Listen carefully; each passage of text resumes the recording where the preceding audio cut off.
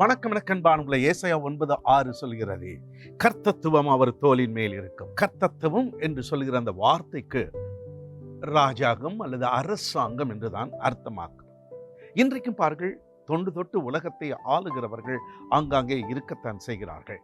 சில இடங்களில் ராஜாக்கள் ஆளுகை செய்கிறார்கள். சில தேசங்களை மிக நேர்மையானவர்கள் நன்றாய் ஆளுகிறார்கள். சில தேசங்கள் கொடுங்கோல் ஆட்சியில் இருக்கிறது. ஜனங்கள் அடிமைகளைப் போல் வாழ்ந்து கொண்டிருக்கிறார்கள். அப்படிதான் காலகாலமாக அரசாங்கம் நடந்து கொண்டிருக்கிறது. நமக்கு ஒரு நல்ல அரசாங்கம் இருக்கிறது. அதாவது பிஜேபி இப்பொழுது இந்தியாவை ஆண்டு கொண்டிருக்கிறது. நமது பாரத பிரதமராக மோடிஜி ஐயா அவர்கள் இருக்கிறார்கள். தமிழகத்தின் முதல்வராக மாண்புமிகு MK ஸ்டாலின் ஐயா அவர்கள் இருக்கிறார்கள். ஊரிலும் நல்லவர்கள் ஆட்சி செய்து கொண்டிருக்கிறார்கள். ஆனால் இவைகள் எல்லாவற்றை பார்க்கிலும் ஆண்டவராக இயேசு கிறிஸ்துவின் அரசாட்சி வரும் பொழுது அதுதான் மகிமையானதாக இருக்கும்.